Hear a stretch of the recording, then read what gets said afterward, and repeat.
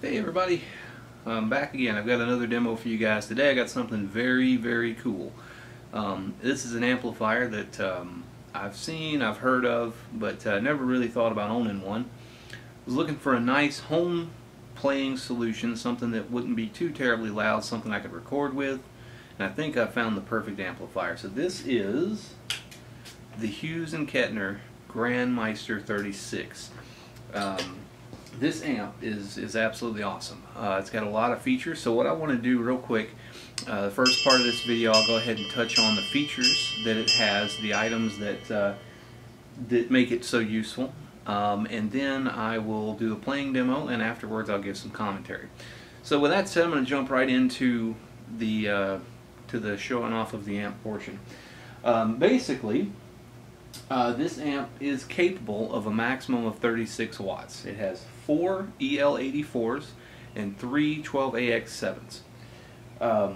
Now that's pretty awesome in itself, because 36 watts is more than loud enough to play shows with, but it's not too loud. You can actually deal with it at home. But that's just the very beginning. On the back of the amplifier, which I'm not going to show you but I'll tell you about, there are buttons back there that control the power output. You can reduce it to 18 watts, 5 watts, 1 watt, or you can turn the power output off completely and play silently, which is great for recording, because when it's on that mode you don't have to have a speaker connected to the amplifier at all. And in addition to that, on the back it has H&K's Red Box DI. Basically just plug in an XLR cable and you plug it directly into your audio interface and you can record with it.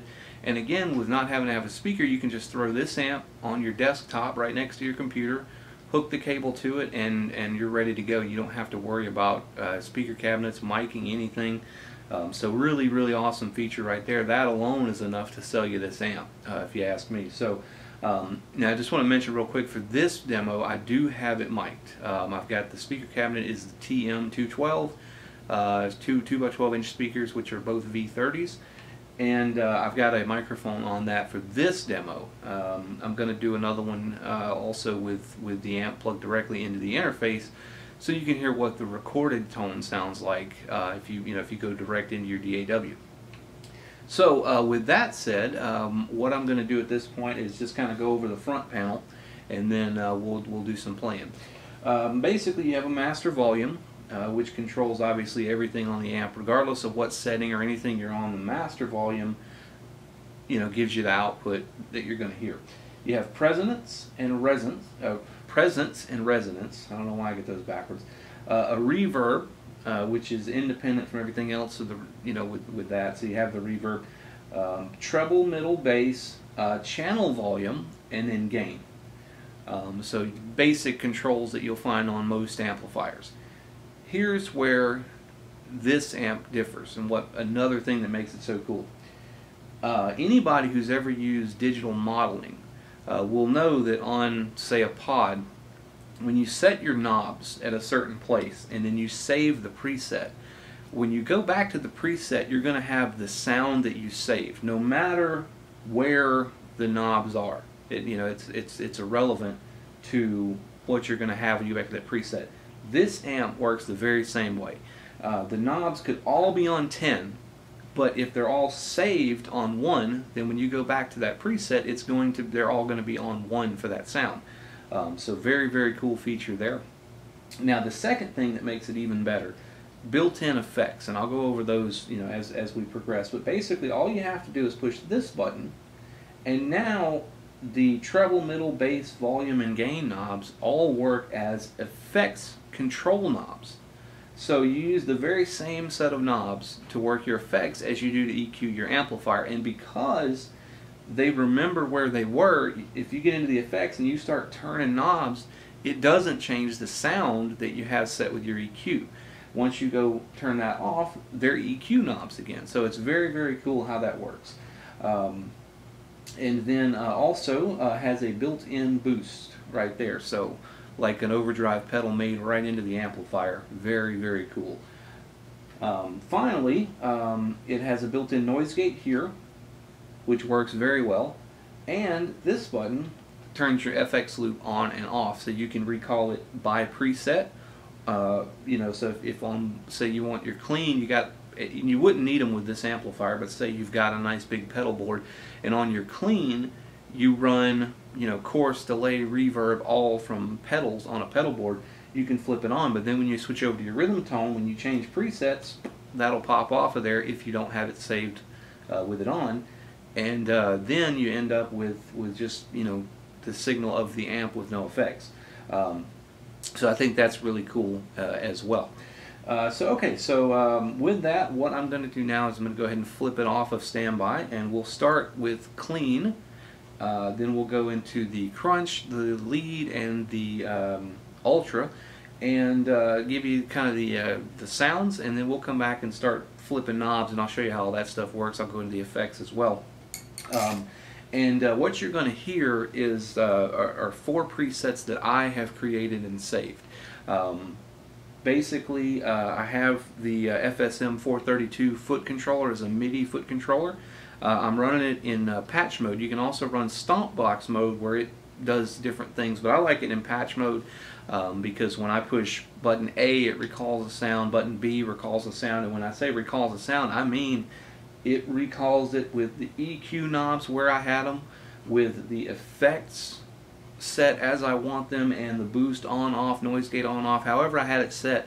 One button press recalls that, and you'll see in a minute how convenient and how usable that is, especially for a live, you know, gigging guitarist, because you don't have to worry about tap dancing on a pedal board or anything. Just one button press will do all this stuff. Okay, starting out on clean, and I have the clean saved, and also to mention that you can save.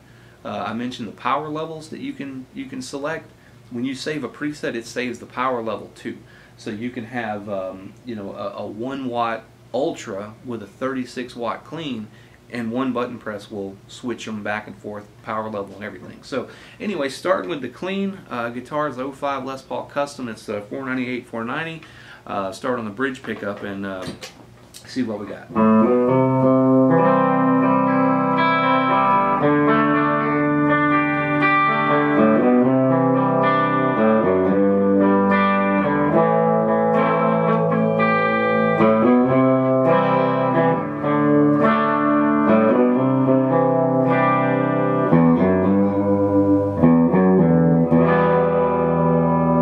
Okay, move up to the neck.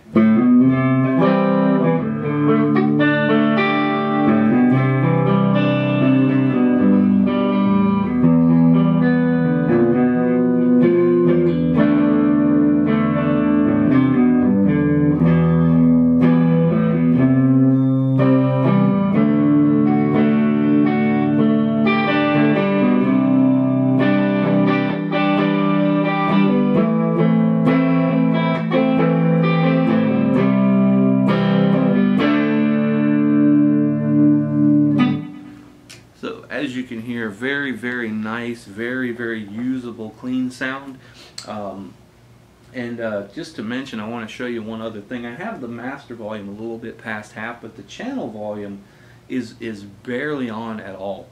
The way that I set it up is so that it'll sort of drive the power section of the amp before the preamp. And what that means is basically I just keep the master high, then I use the channel volume to kind of get the volume that I'm trying to put out, while at the same time balancing the channels with that channel volume. That way they're all around the same volume.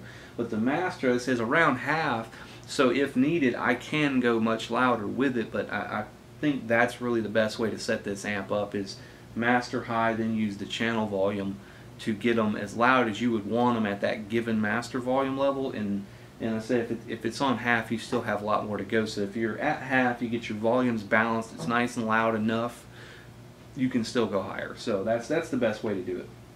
Anyway, okay, so I'm going to move over now to the crunch channel.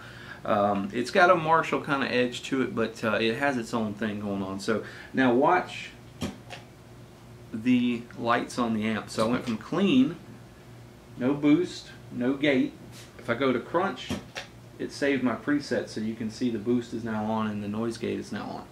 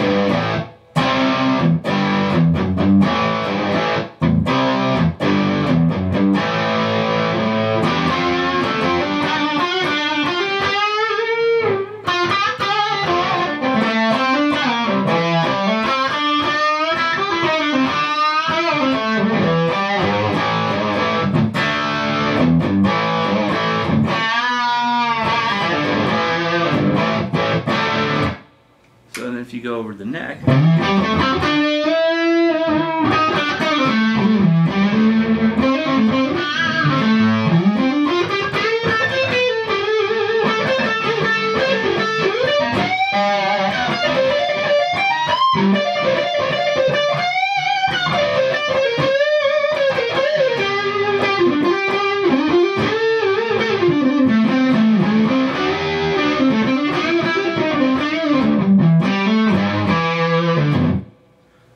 So what I want to do now, I'm going to turn that boost off.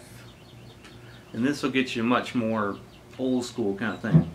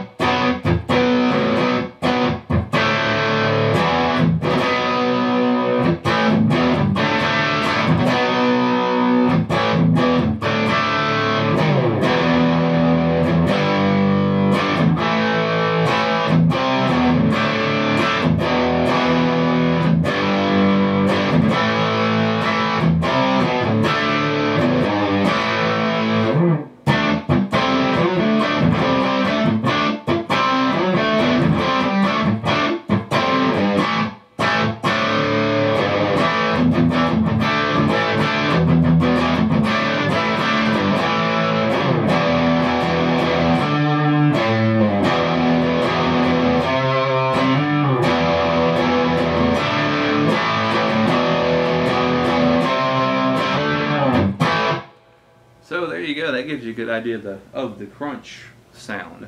So, and right now I can demonstrate the patches for you. So you saw that I turned the boost off. So let me turn the gate off. Let me mess with the knobs. It's gonna dime, all right. Now when I hit the button, boost on, gate on. And it doesn't matter where the knobs are or anything else, because when I go back to my saved preset, that's what I get. So it works out great. Alright, now we're going to go into high gear. I'm going to put it on the lead channel. And I've got this one set up about as martially as I can get it, because the ultra channel, as you'll see, is not very martially at all. So I'm trying to get, this is sort of my old school Marshall, and then my modern Marshall.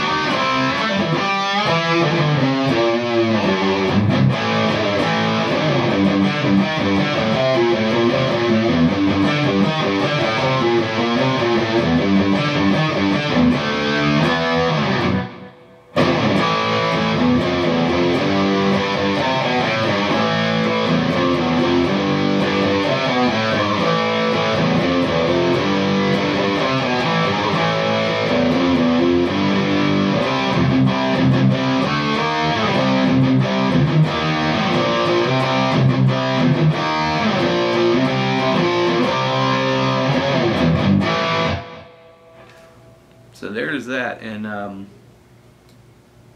granted, it has its own thing going on, but as the owner of a JCM 800 amplifier, I can tell you that that is not far off, obviously, of the boosted sound. Now granted, you could take, and here's another opportunity to show you something. Watch this light right here.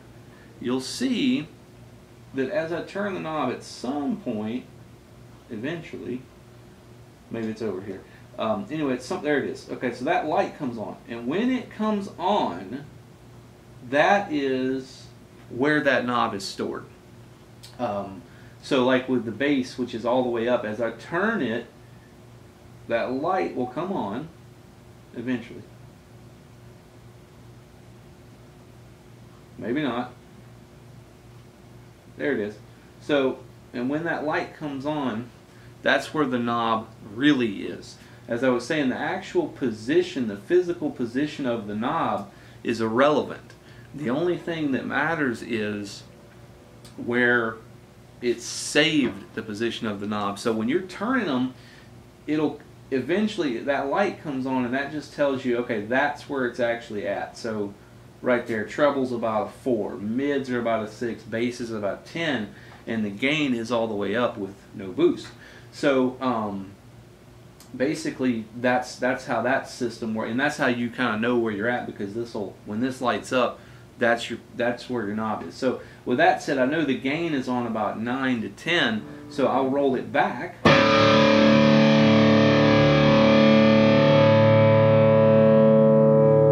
to about 3.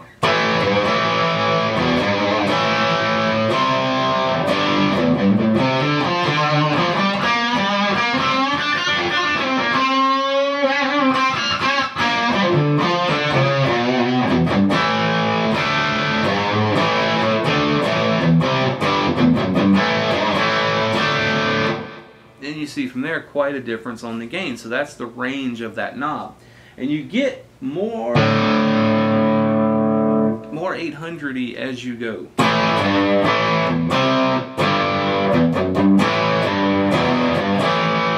And that is with the knob on like 2.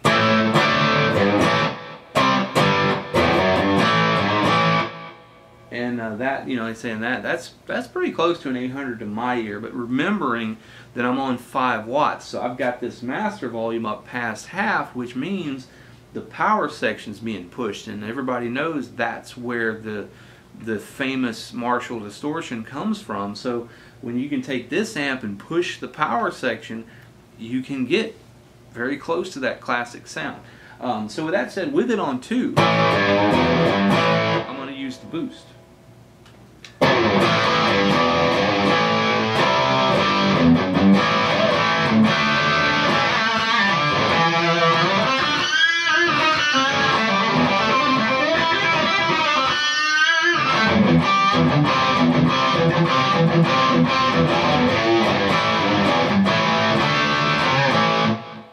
So, and as you saw, the only difference was the boost.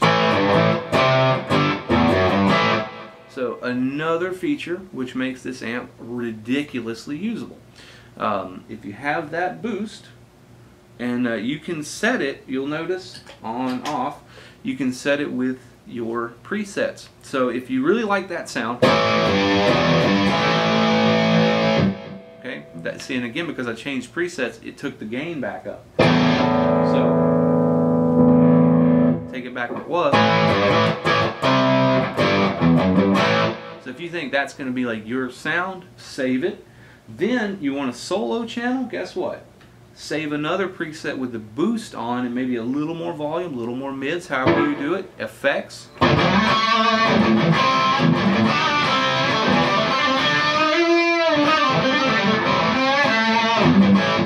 And you've got yourself a rhythm and a solo setting. One push of a button, same sound, just with some changes. Alright, so finally, ultra channel. This is the heaviest by far that's in this amplifier. This channel is, to my ear, it's got a lot of Mesa to it, but also remembering this is an H&K, so it's got a lot of that German kind of sound, and some people would call it sterile, and perhaps, but personally I like that kind of sound when you're doing really heavy stuff. To me, that sterile sound is tight and it's good, and I like it. So we're going to use that right now. So we're over to Ultra. You see the light is on the Ultra, gate is on, and the boost is on, because like most super high gain amps, it's better to run your gain down a little bit and then boost it. It works better, and it holds true with this as well.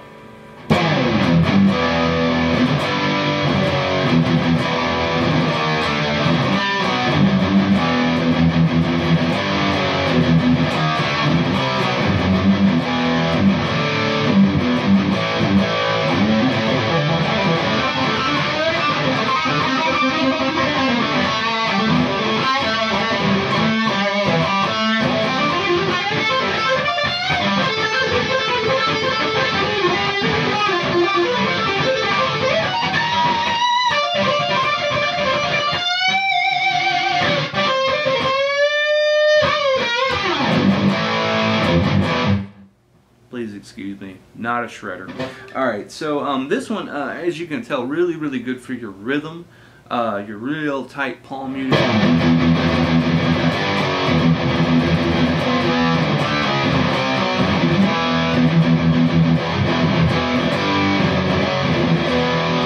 So real good for that. And you hear that noise gate. I mean, that thing kicks right in. It's great. When you turn it off, though, so you can see that's a very beneficial tool. So let me try to screw up a couple of things on this channel.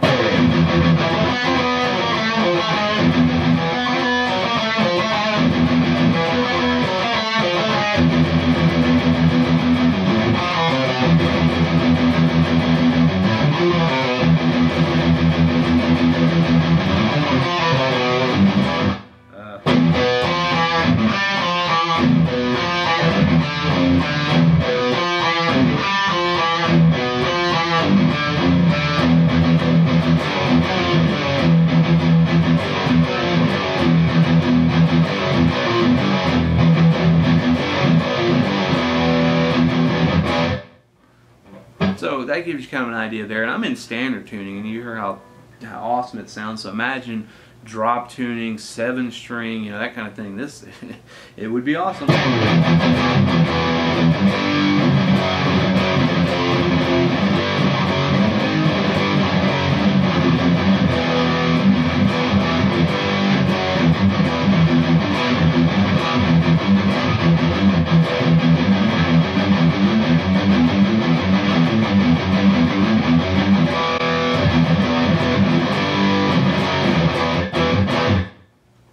And watch this.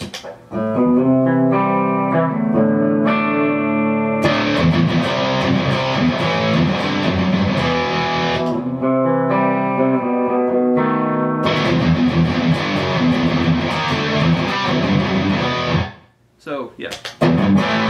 You can see right there how useful this could be to a gigging musician, because you go from, I mean, let's say you want to work up the chain, right? So you're going, if you could play the guitar, it would sound cool.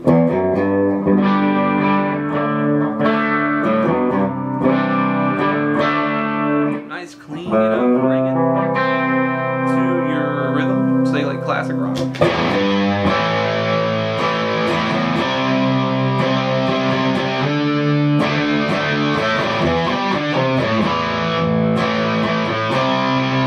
Then your solo's coming up.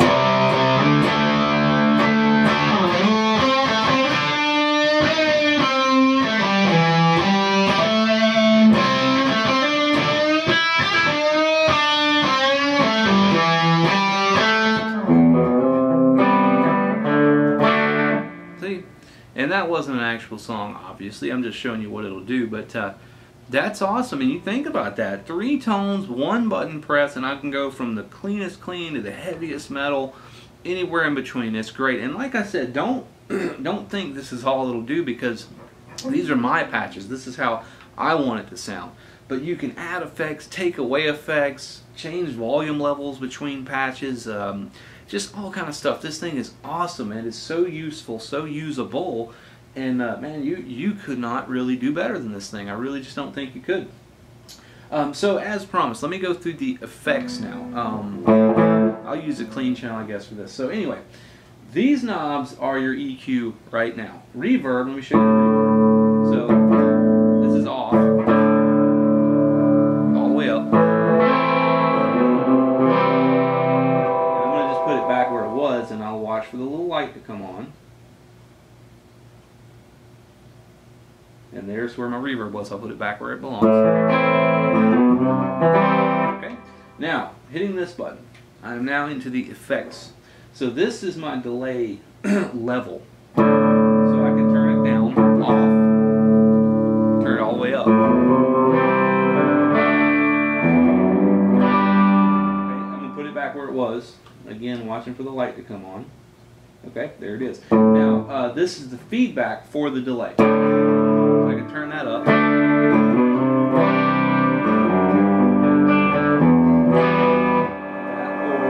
and you hear it still going. So, but I'll turn that back to where it was.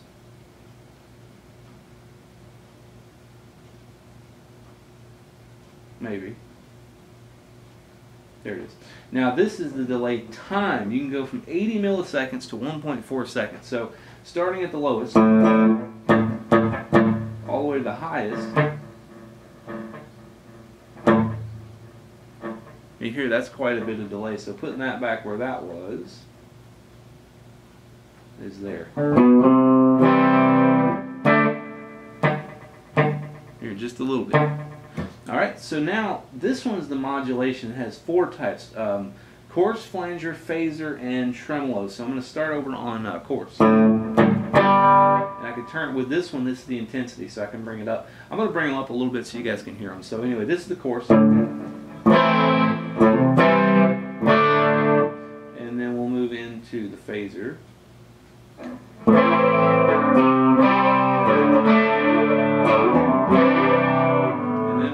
To the flanger. No, I'm sorry, that was the flanger. This is the phaser.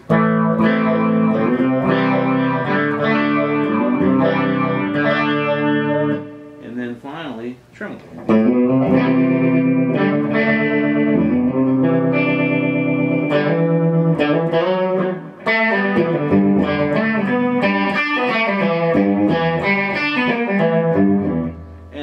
Just to show you, you can, that's like halfway, you can turn that all the way up.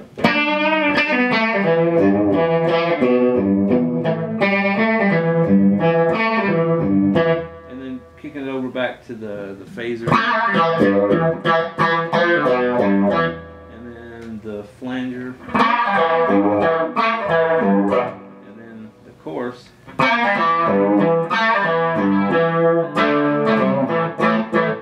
And again, you see, stuff's like, watch, and I'm going to show you one more time with the patches. So every knob is at 10. Turn the effects off. Now the EQ, every knob is at 10.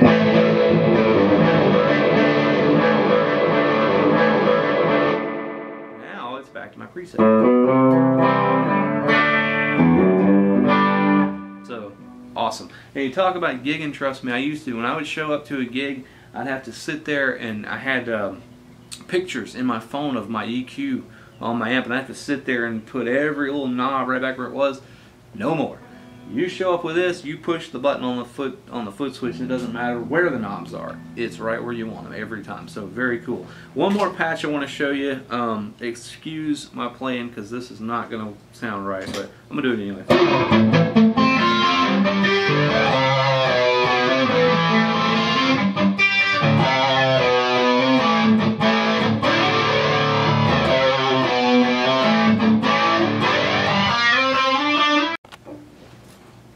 So one more thing with it, the clean channel with the boost. This is cool.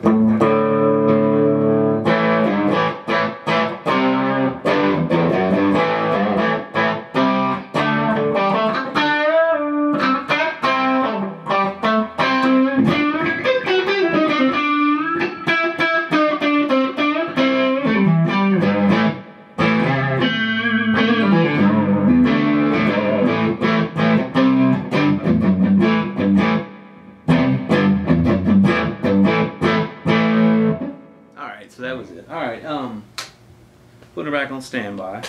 Okay, so I just want to take a couple of minutes to talk about it. I've done plenty of talking through the video, so I think you kind of get the idea. Just really flexible, really usable amp. It can be absolutely whisper quiet. If you put it on 1 watt and then kick your volumes down, it can be so quiet you barely hear it. But what's cool is it still sounds great. I mean, it still sounds as good as it does now, turned up decently loud. You can do that at whisper volumes.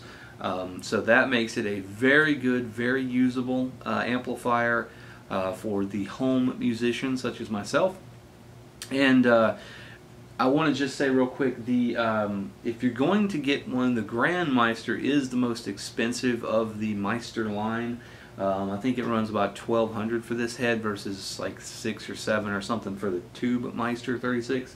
But honestly, it's worth it. The extra money, if you can afford it, it's very worth it because this one has those effects. This one has the noise gate. It has the smart controls with the MIDI and everything. I mean, it's to me, it's leaps and bounds ahead of the Tubemeister, and I think also the Tubemeister doesn't have the Ultra, so that too is very much worth the price of admission. With that said, just kind of summing everything up, I would honestly have absolutely no hesitation with buying one of these. If you're thinking about it, if you're looking for any kind of small amp, this one is one I would definitely put on the list. I have played through the 6505 mini head. I've played through the mini rectifier, the Marshall DSL 15. So a few miniature amps, and this one just slaughters every one of them. It is absolutely great. So like I said, if you're thinking about a mini amp, I would highly recommend this one to you. And so far I haven't had any issues as far as reliability. I haven't had it that long, but it is working great up to this point. The only thing that I've read about online is that the tubes are really cheap, kind of junky tubes, and they're just Chinese tubes. For now, it has stock power tubes in there, but I did put an Electro-Harmonics in the V1 position, and I put a couple of stock Marshalls in 2 and 3 because I kind of like how they work. So other than that, the EL84s are stock. And I'm, like I said, very, very happy with it. I think it's really good. If you know, and again, for the 100th time, if you're thinking about a mini head, this is a good one to consider. The price is a little more than some, a little less than others, but I think as far as features, nothing is going to come close to this. And another thing to mention one more time, if you're playing at home, if you're recording at home, this amp will plug directly in to your interface with an XLR cable without requiring a speaker cabinet. So I cannot stress enough just how awesome that is, because anybody who tries to record micing up a cabinet, you got to get it super loud to sound good, then you're using microphones, and it's just really a pain. This amp, one cable direct into your computer, and you can turn it up. You know, you can do whatever you want with it. I had very good results using the 6505 MH to plug directly in, and this one I haven't used it yet, but I'm sure it's going to be even better because this amp sounds better than the 6505. So as long as it stays true to that, then we'll be in good shape, and I think it will. But anyway, I guess that's about it. I don't want to talk too much. So thank you again for watching. If you have any questions or anything, post them in the comments and I will reply. And I guess that's about it. So Grandmeister 36 from Hughes and Kettner. Awesome piece of machinery. Thanks for watching.